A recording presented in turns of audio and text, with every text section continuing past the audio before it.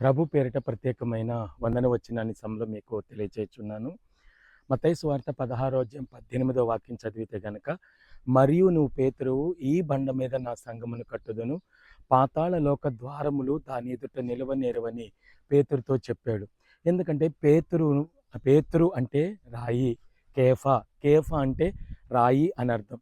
అయితే దేవుడు పేతురుని ఒక బండలాగా చేసి ఆ పేతురు మీద సంఘాన్ని దేవుడు ఏం చేశాడంటే స్థాపించాడు. కారణం ఏంటంటే అపోస్తుల కార్యంలో 120 మంది మేడగదిలో కూర్చొని ఆత్మవశుడై ఉన్నప్పుడు, పరిశుద్ధాత్మ గాలి వారి మీద వీచినప్పుడు, పరిశుద్ధాత్మ అభిషేకం ఆ 120 మంది పొందుకున్నప్పుడు, పేతురు లేచి ఒక ప్రసంగం చేయగానే 123,000 మంది ఏం పొందారంటే మారు మనసు పొందారు.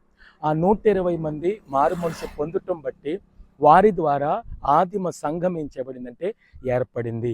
పేతురు, యేసుప్రభు చెప్పాడు కదా పేతురుతో, నువ్వు పేతురువు, ఈ బండ మీద నా సంఘమును కట్టుదున్నాను. అంటే దేవుని సంఘము ఆదిమ సంఘముగా కట్టబడి ఈరోజు సార్వత్రిక సంఘంగా ఆ దేవుని సంఘం ఏం చెందిందంటే అభివృద్ధి చెందింది. ఆ అభివృద్ధి చెందినటువంటి సంఘములో, సార్వత్రిక సంఘంలో నీ ఒక సభ్యుడిగా ఉండి దేవుని రాజ్యానికి వారసుడు కమ్మని ప్రభు పేరిట మీకు మనవి చేస్తున్నాను. ఆమేన్.